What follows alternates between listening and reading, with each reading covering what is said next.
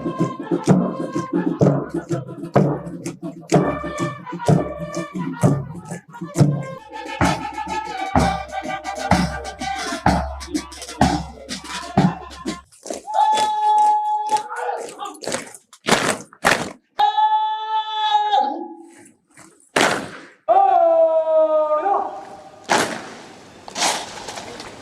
আমার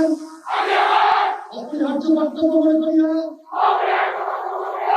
আমার উপর বাংলাদেশ সেনাবাহিনীর কর্তব্য আমি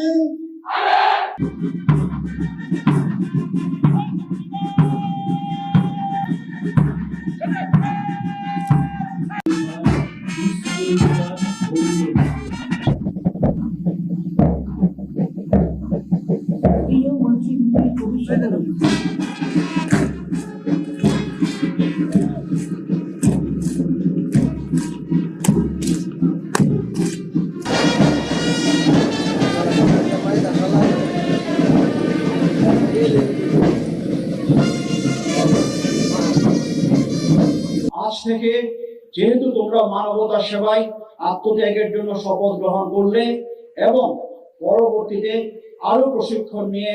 বিভিন্ন মেডিকেল ইউনিটে যোগদান করবে